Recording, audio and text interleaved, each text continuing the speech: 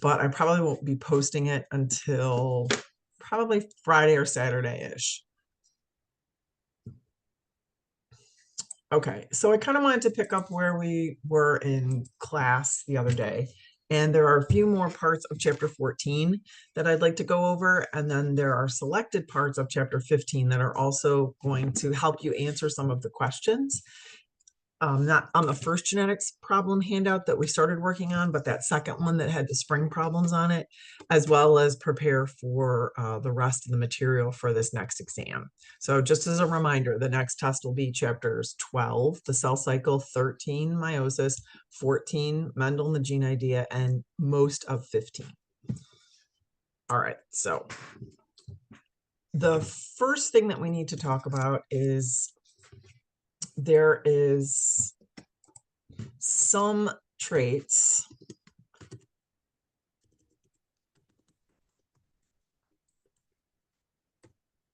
so far. All the traits that we've looked at, we would say have complete dominance, and that means that the allele that is the dominant allele completely masks the recessive allele in the F1 generation. When Mendel's work was rediscovered in the early 1900s, and people started trying to repeat his experiments in different organisms other than just pea plants, one of the first experiments that was completed was in snapdragons. And there was a different dominance pattern than what Mendel had first observed. So this dominance pattern now we refer to as incomplete dominance.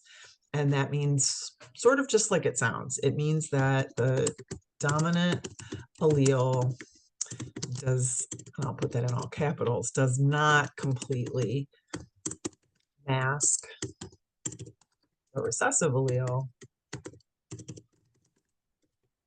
in the F1 generation. And that's an important part of the sentence, in the F1 generation, because when you cross two F1s, as you're going to see, I'm going to go through one of the problems, that the example that's in your book. When you cross two F1s, you do see the recessive allele reappear again in the F2 generation. So like I mentioned, the example that we're going to use is snapdragons. And in this case, the allele that we're going to be studying is flower color. So similar to when we looked at the flower color in pea plants, unlike that, we're not going to get one color or the other color. The F1 generation is going to be a blend. So in this case, the researchers took flowers that were red, and they crossed them with flowers that were white. So similar to Mendel, they would have taken the stamens out and put the pollen on a paintbrush and put that in the other flower and put a little cheesecloth bag over it so that birds or bees or wind couldn't cross-pollinate. And in their F1 generation, however, all the flowers were not red or white, they were pink. So that's different than what we've had before, right? Last time we talked about pea plants and their flower colors, purple or white, and all the F1 generation was purple. So at first, the scientists thought, well, maybe Mendel wasn't correct. Maybe these alleles are not, they don't work the way that he suggested with segregation and independent assortment. However, when they crossed F1 with F1, so I'm using the words first and we'll put the symbols over here later. In the F2 generation, 3/4 of, I shouldn't, actually not, 1/4 of the flowers were red, 1/2 were pink, and 1/4 were white. So we see the re-emergence of that hidden allele.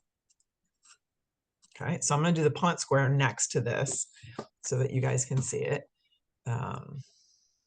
Let's see if I can make the...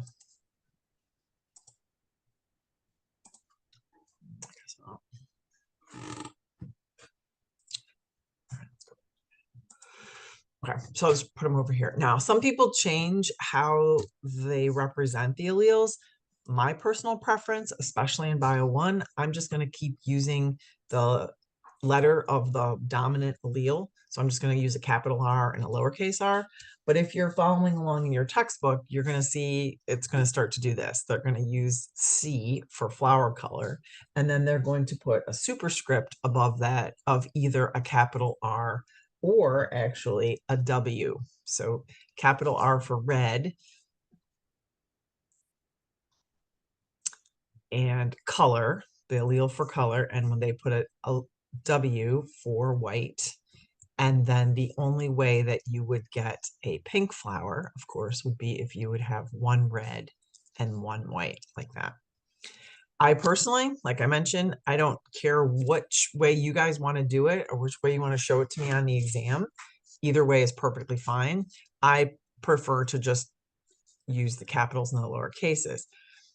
Again, like we talked about on Monday, it's very helpful if you put a small key up in the corner near where you're doing the problem so that you can remember which letters stand for which color, and you don't have to rethink it all the way through again. You just have it printed out right in front of you. So I'm going to put capital R crossed with lowercase r. That would be for our first parental cross. And when I draw that Punnett square, it's going to be just like we did the other day, capital R or capital R. And I think you guys can see pretty quickly that all of the possibilities are all the same. And these would be all pink. So, like I said, personally, I would do this. I would say capital R is red. Capital R lowercase is pink. And lowercase is white.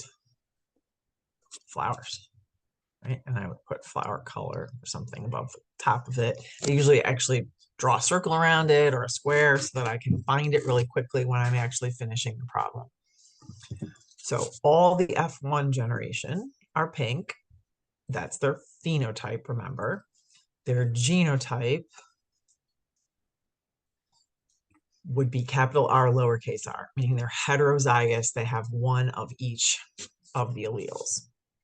Now, when we cross an F1 with an F1, like this, and I think it's useful to always write the cross before you do the Punnett square.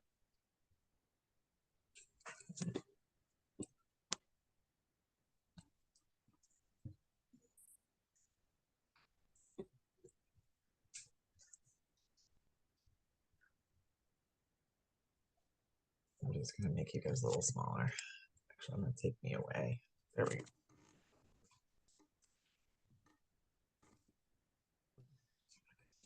Scroll up a little bit here. There we go.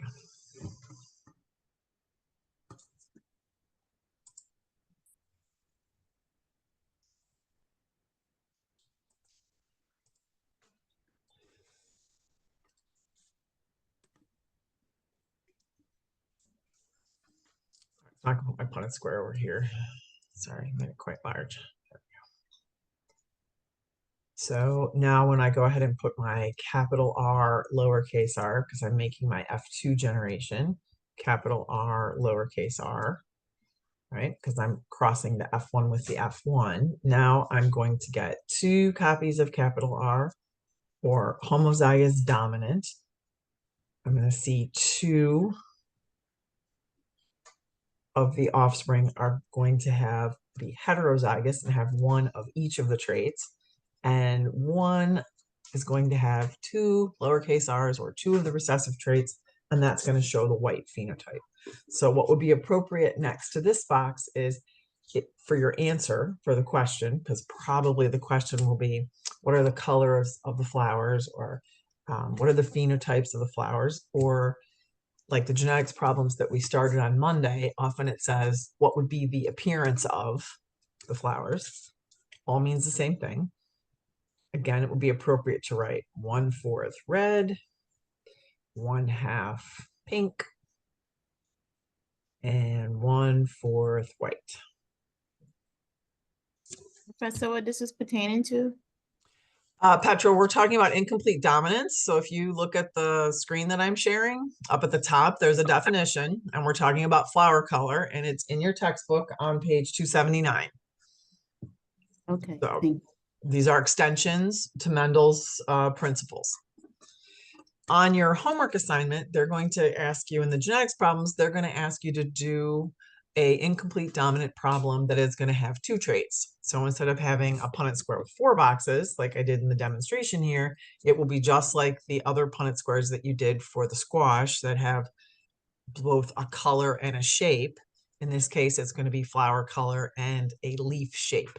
So broad or narrow. So you'll be able to complete number 7, number 9, all 3 parts just with this material that we've covered just now. So you should be able to complete all the genetics problems on that first paper that I gave you. And I would expect to see those finished and completed on Monday when you come to class. I'm going to walk around and look at your answers and look what you wrote and score those points. Okay, so you do need to work on these over the weekend before I see you again. Okay, now this is not the only addition to a different kind of dominance. There is, let's see if I can get myself another whiteboard here.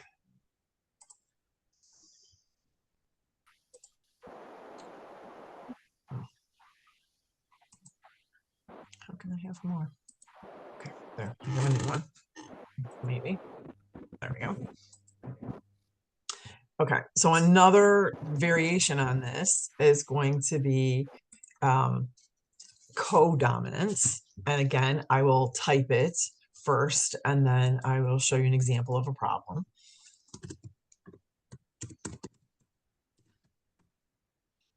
And in codominance, this means when there are 2 alleles, a characteristic,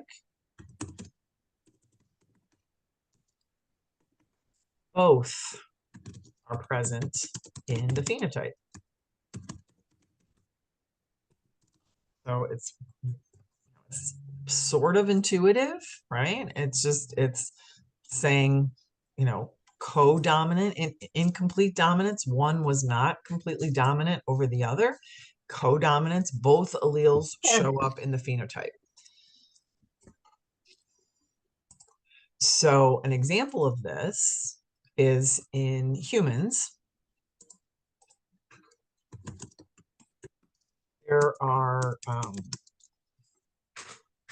2 examples of this. One that we're just going to talk about as codominance, and then I'm going to add on to this that there's another example that includes the third type or third extension of Mendel's rules, which is called multiple alleles. So in humans, there are a blood group that is known as the MN group, and this is these are alleles that are molecules, let's just call them molecules, that are on the surface of red blood cells. These are not the ones that determine your blood type, right? That's A and O. But this M and N, notice I've made them both capitals because this is an example of codominance. So in this case, if I have a person who is homozygous for M and they mate or have a child with someone who is homozygous for N, all of their children, right? All of their children will have both, and we can find both of them on the surface of their cells. So this is different. This is different than incomplete dominance. This is different than complete dominance, right? So the phenotype of these, all of the offspring, are both M and N. You see both of them in the phenotype. The third type of extension to Mendel's rules that we're going to speak about today is one that is called multiple alleles.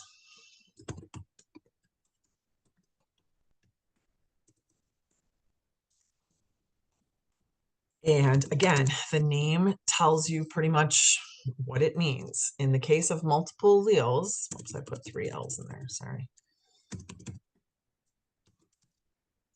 This is when there are more than 2 alleles for a characteristic in a population. So that's kind of important that you see that it says within a population. Each individual person can only have 2 alleles, right? We have 2 copies of chromosome 1, 2 copies of chromosome 2. So each individual in that population can only have 2.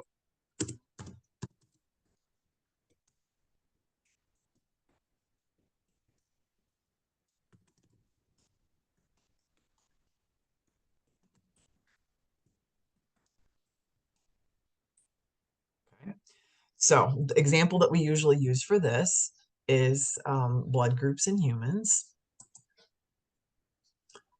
So I'm going to find the pen again. And in this case, there are 3 alleles. Okay. And again, the most correct way to notate this is how it's notated in your book, in that they're going to use a separate letter, the capital letter I, and they are going to superscript the individual alleles. Okay. I am perfectly fine with you just using the capital A. Okay. Now, the tricky part about this example that I'm showing you is blood groups in humans are not only multiple alleles, but 2 of the alleles are co-dominant. So in this example, both A and B, they're both capital because they are co-dominant, right? The recessive alleles in this example would be 2 lowercase i's, and that's going to give us blood type O. So again, if you would prefer to just use the letters capital A, capital B, and O, that's perfectly fine. I would make yourself a little key off to the side so that when you're doing a problem or solving for a problem, you're very quickly, very easily able to just look over there at your key and say, okay, that means this person is type A and this person's blood type B and this person's blood type O. So these are the 3 alleles in the population. Each of us, we can only have 2 of these. Each individual, like I mentioned up here, right? Each individual, you only get 2 of however many are available. In this case, there are 3 available. There are other traits, there might be 6 available. You still only can have 2 of the choices. So there are only so many combinations that exist, right? So a person could have this. They could have 2 copies of the A allele. They could have a mix, 1 copy of A, 1 copy of B. I've made them both capital because remember A and B are co-dominant. They could also have 1 copy of A and 1 copy of the recessive O. They could also have B and have a recessive O, or their last possible combination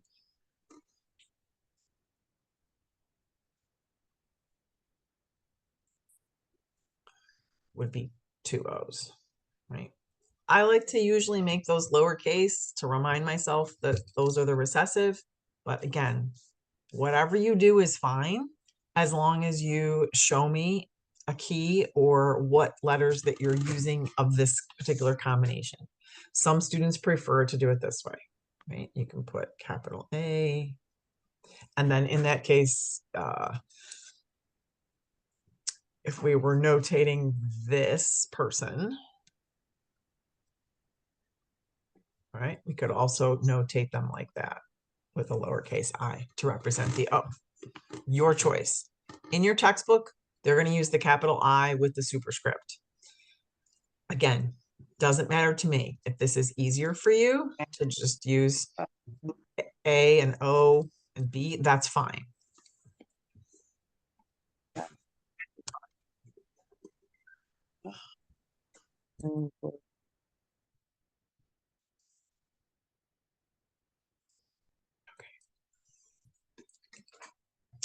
Okay, so let's take a look at a problem then with blood groups, blood types in humans, so that we would have an example of if we had something that was both codominant and multiple alleles.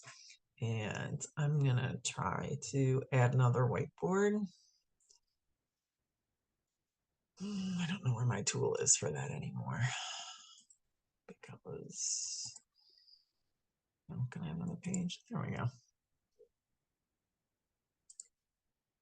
Good. Okay. So let's do a problem. Let's see if I can find a simple problem that, here's one in your from your textbook. It says, if a man with type AB blood marries a woman with type O, what blood types would you expect in their children? What fraction would you expect of each type? So we address it the same way that we do other genetics problems that we're turning from word problems into Punnett squares.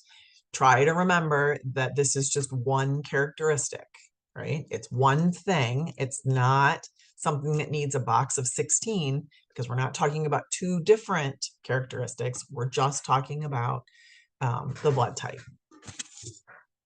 Okay, so the problem said the man was blood type AB, right? And he married someone, a woman with blood type O.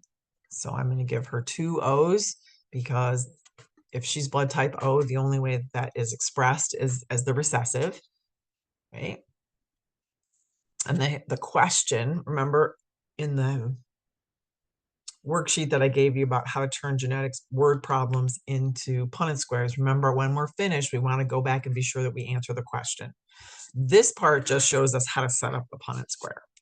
So one characteristic, so that means 4 boxes to my Punnett square. I'm going to put him across the top so he can give A or B to his offspring. She can only donate an O or an O. And so if we fill in the box, we always put the dominant trait first.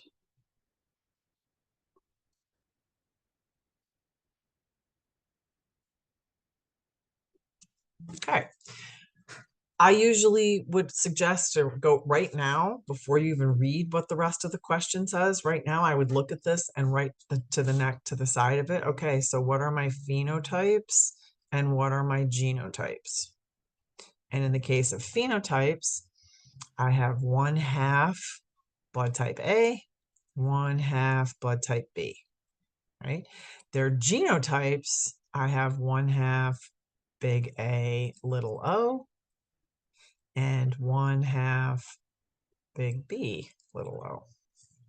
Okay.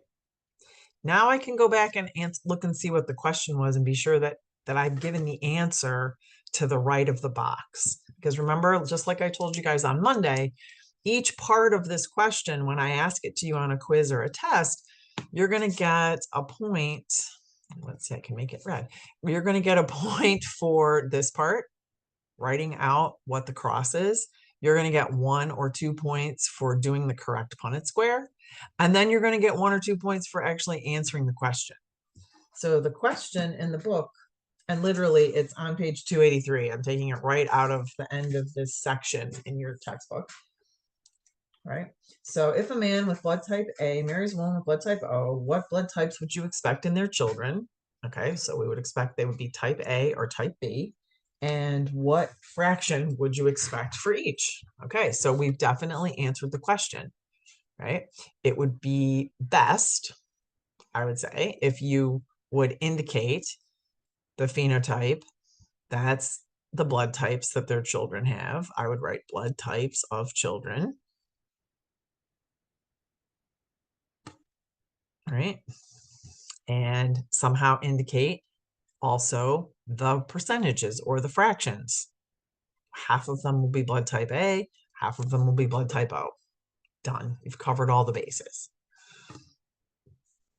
You would have to be told in a problem, if it's not a blood type problem, if it specifically isn't blood type in humans, you would have to be told in the given part of the genetics problem, blah, blah, blah, blah, blah. In, I don't know, in spring pansies, purple flowers and yellow flowers are codominant to pink flowers, right? Even though that isn't really true. I'd say white flowers. You would have to be given that in the beginning sentences of the problem if it's not a human blood type problem. This is the classic example of codominance and multiple alleles. But if I would ask you something different, I would have to tell you, right? Otherwise, how would you know?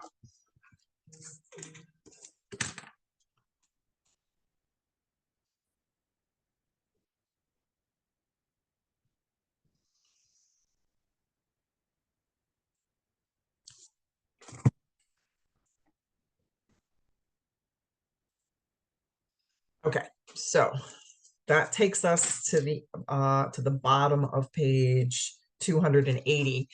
There are 2 or 3 more terms that I would like you to know the definitions of, but I will not ask you problems about. Okay, so these are definitions only, and I'll type them out. I'm sure they're listed if you watch the videos. I'm sure they're actually listed there, but I'll just type them out to make them simple.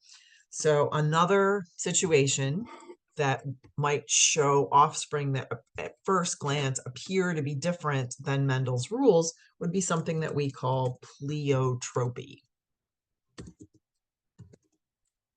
Pleiotropy, T-R-O-P-Y.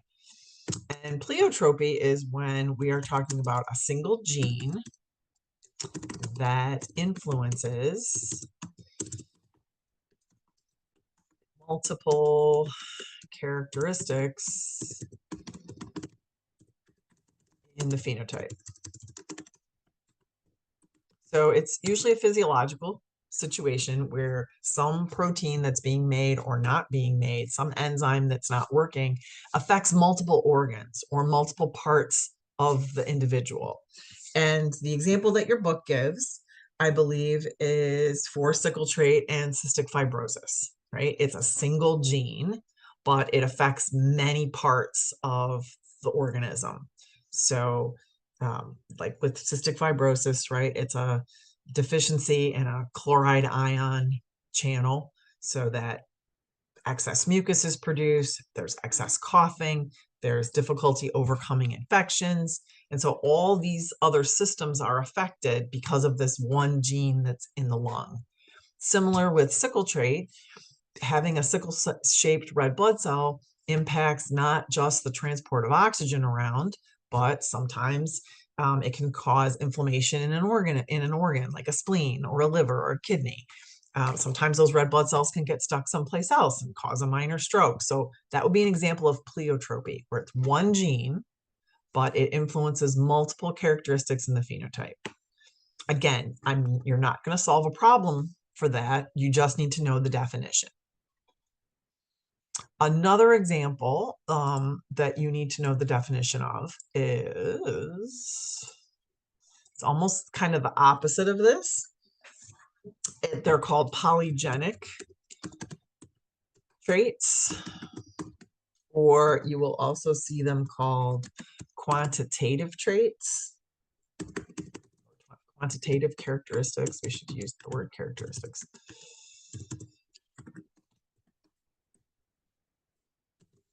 And in this case, it is many or multiple genes,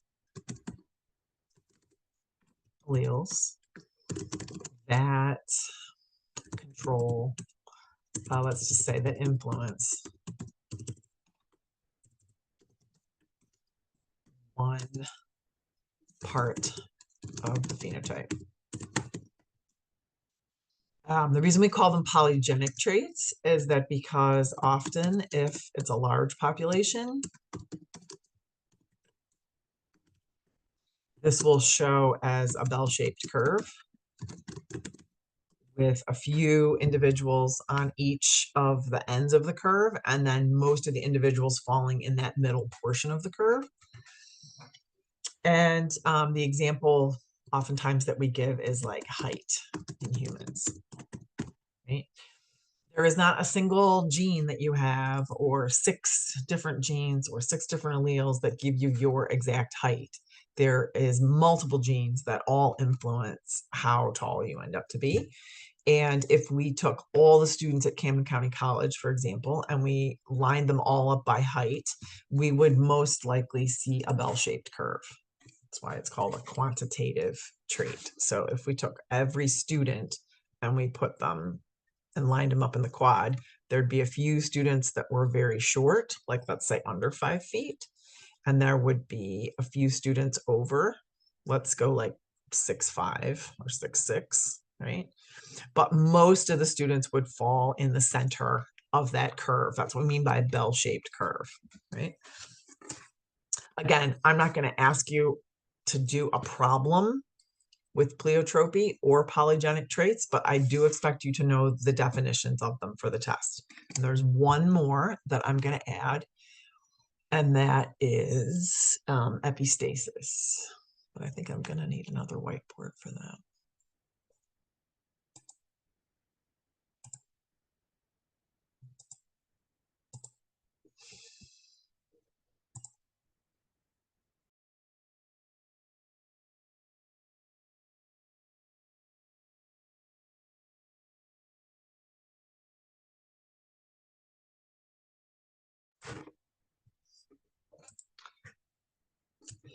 Okay, epistasis. And epistasis is slightly different in that it's going to involve usually 2 characteristics. When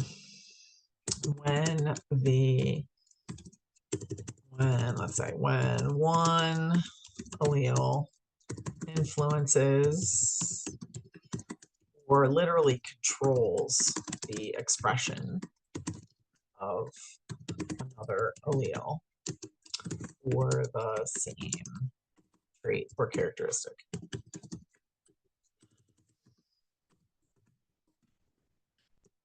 And the example they give in your textbook is coat color in dogs. Particularly, the example they give are Labrador retrievers. I'm not going to be able to spell that correctly, so I'm looking to spell it. A-B-R-A-D-O-R. R-E-E. Yeah, I'll spell that one wrong too.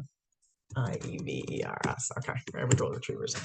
So I am not going to redraw that. You're going to have to take a look at it in your book. I'm going to see if I can find it real quick in the PowerPoints for this part of the chapter. So if I find it, I will share that screen with you real quick. Let's see, part 1, maybe.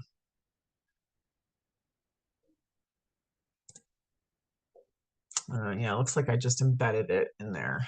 It's no good. All right.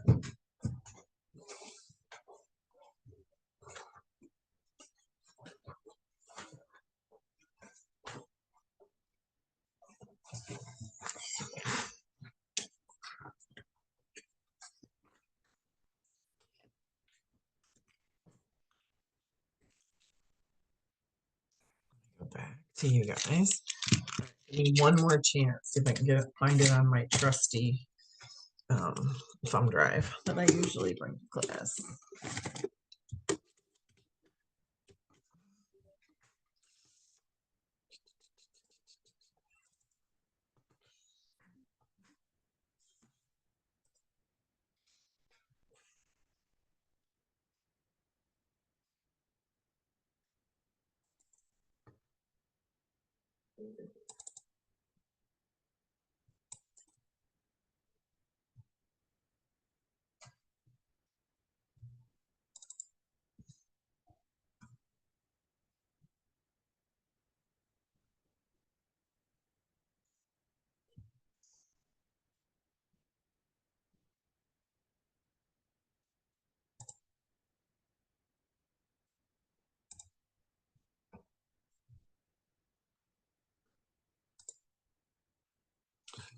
All right, let's see.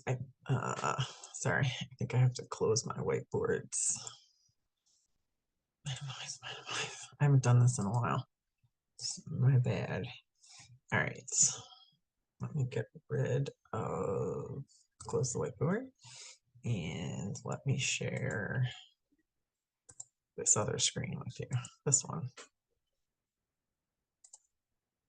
Good. Let's look at this one. There. Okay, can you guys can see that now, right? Yep.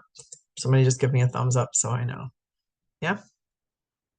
You can see the coat color and dogs. Okay, great. So here's two black Labrador retrievers. I want you to notice there's two alleles here. So there's two genes involved. Okay, the B gene and the E gene. I know they rhyme, so I'm going to try very hard to enunciate them, B and E. The B gene and the E gene, and they both contribute to what color the dog turns out to be.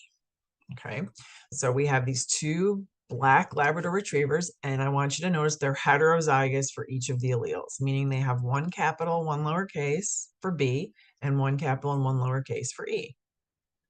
When we mate these dogs, normally we would expect to see 9331, right? I think Jashawn pointed that out to us last time in lab, right? He said, shouldn't we always just look for 9331? In this case, yes, but we don't get 9331. We get 934. What? So we get some black dogs, some brown dogs, and some yellow dogs. I always feel like I'm in a Dr. Seuss book when I do this part, right? So we do get 9 black dogs. Okay, good. We get 3 of the chocolate ones, and we get 4 of these yellow ones. What do you guys notice about the yellow ones? What in their genotype do all the yellow ones have in common? They both have just lowercase e's. Correct, They're both Skylar. recessive. Yep. Anytime there are 2 lowercase e's, anytime E is recessive, the genes that make the colors, the pigments for the hairs on the dog, they get blocked and don't get deposited in the hairs. So the dog looks yellow or blonde. If there is one copy of capital E, that's enough to allow whatever the B gene makes, if it's making black or if it's making brown pigment, whatever it's making, if I have one capital E, that color is deposited. So in this case, the E gene, the recessive, this is actually called recessive epistasis, because when I have 2 lowercase e's in the recessive state, that completely shuts off any pigment being deposited in the hairs of the dog. Okay, again, I'm not going to ask you to solve this problem. I just want you to know a definition of this problem. And when there are 2 genes, as in the case with the dogs, the resulting, when you cross 2 heterozygotes, instead of getting 9331, the resulting offspring will be 9/16, 3/16, 4/16. So you have to memorize that one and know that that means recessive epistasis. What slide number was that? It says figure 412, and that seems to be current. So I think these are actually the slides from the current version of the book. It'll either be figure 1412 or in that neighborhood. So if you look at it, if you just look at them, which I think I uploaded them, they're embedded in that lecture. So when you watch the lecture, you'll actually see it. Thank you. Yeah. What we need to know for that question again, Professor? You need to know that this is an example of epistasis. It's recessive epistasis. It's 2 genes, and the recessive of the E gene controls the expression of the pigment color in the E gene. So you'll see a different number of offspring in the F2 generation. You would see 934 instead of 9331.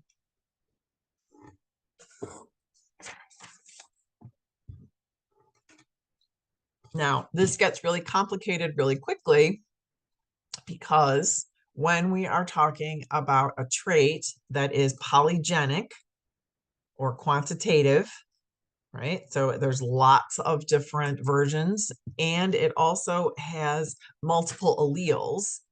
This is not a realistic, but a example of simplified example. I'm trying to get to that next slide, but it's not letting me go there. Simplified example of like skin color in humans.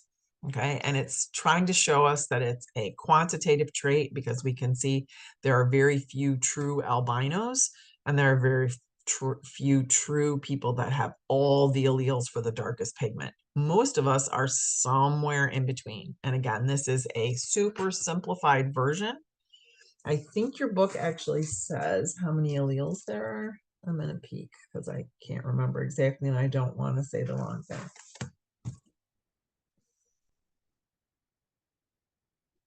They don't list it anymore. Oh, come on. The reported number is actually 378 genes. There it is. So this picture would be much larger. The other reason I like to show this picture, this particular slide, is because this is the result of two people that would be completely heterozygous for these three traits. And I want you to understand that when we have one trait, our Punnett square has 4 boxes. When we have 2 genes or 2 traits, our Punnett square has 16 boxes. As soon as I get to 3 traits, my Punnett square has 64 boxes. And if I was writing all the teeny tiny letters in here and trying to keep track, it gets very difficult very quickly. Again, I'm not going to ask you to solve a tri-hybrid cross. Come to genetics, learn more about it.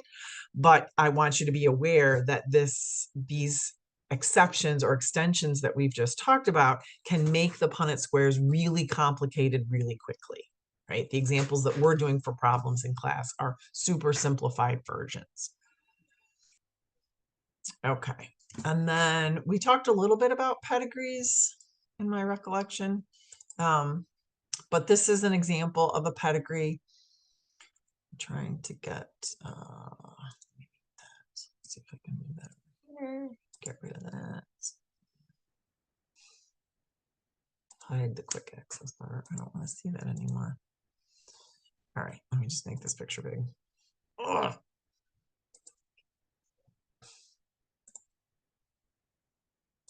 I want to share that one. Okay, there we go. See if I make it larger. This time it'll went back to the dogs. Okay, sorry.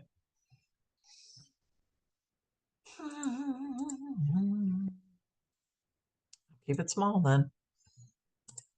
Okay, so if we're looking at this particular pedigree, these pedigrees, we call them whenever there's a small number of offspring by 2 parents, or maybe 4 parents or 4 adults, then we make what's called a pedigree. And the pedigree is drawn like this in a graphic representation. And you can see the key at the top. Males are squares, females are circles. If you are affected, meaning if you have the characteristic that's being studied, your square or circle is filled in.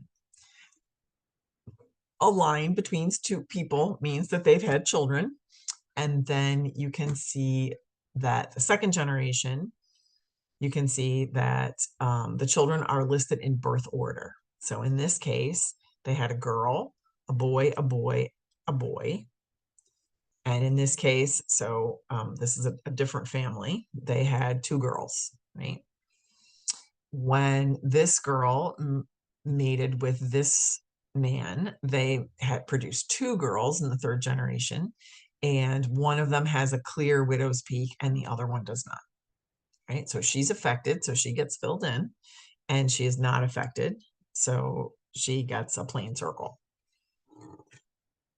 You can use a pedigree to help puzzle out if a trait is dominant or recessive based on how often it appears in each generation. If a trait is dominant, it appears at least once in each generation. If a trait is recessive, it may skip a generation.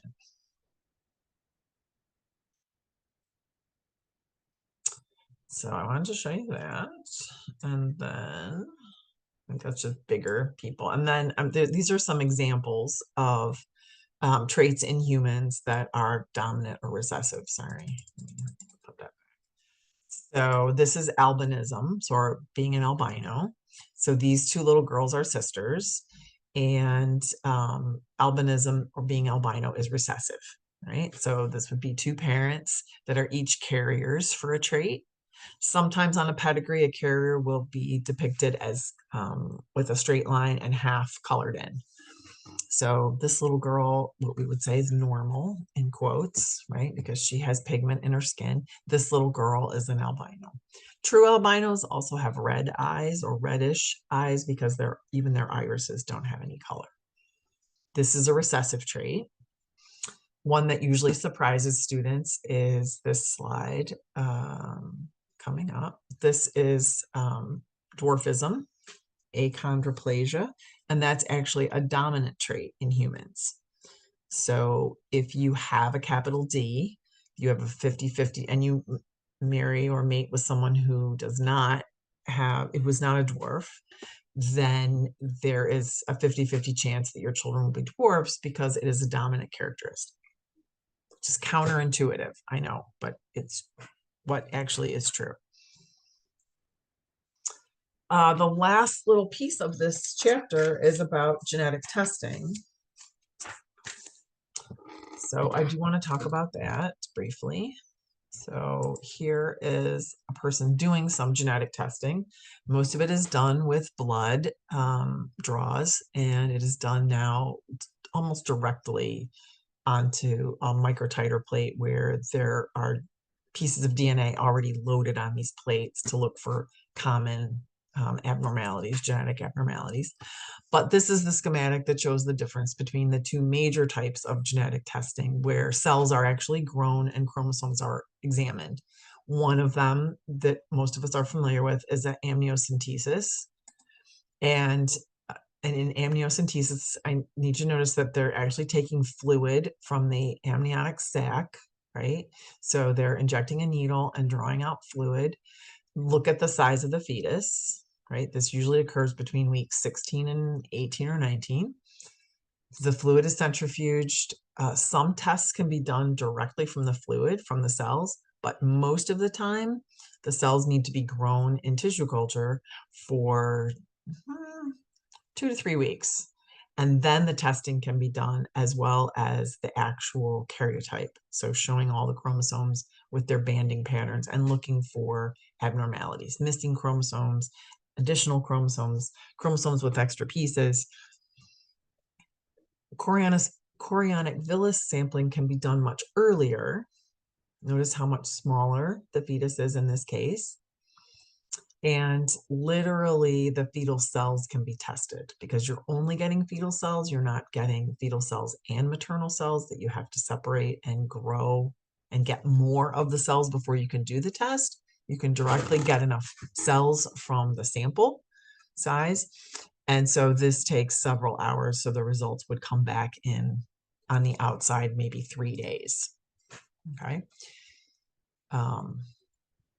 This has a big impact because if the fetus is potentially missing chromosomes, or maybe the mother will not be able to carry this fetus to term because of all the missing chromosomes and is sort of destined for a miscarriage, you would know that much sooner with this type of testing than with the amniocentesis, although this is more expensive and many healthcare providers and insurance companies don't pay for it. It sort of depends on what state you live in, especially now.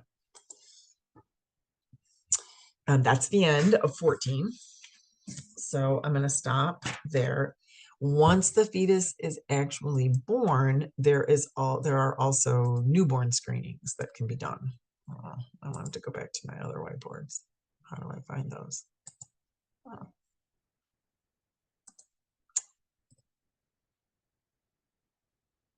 From this meeting. Okay, there was one. Okay. All right, I'm going to add another one.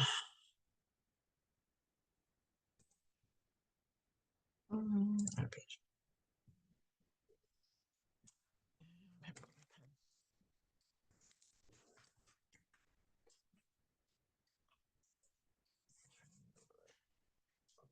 So I'll just type it on there. So both the amniocentesis, which I want to spell correctly, and CVS are performed during gestation. Once the baby is born, there are some newborn testing that can be carried out. A couple that I can think of, they test for PKU, which is the inability to digest one of the amino acids. And if the baby is not fed a special diet, they'll develop brain damage, but it can be controlled with a special diet. And there's another one, I think Tay-Sachs too, but that one they can usually test before. This is a disease that's a neurological disease. There's no treatment, no cure. So the infant will live maybe to age 2, and then develop neuromuscular disabilities that will cause death. And newborn screening, I'm looking at some other newborn screening. PKU, that's probably the biggest one. Tay-Sachs is a prenatal. So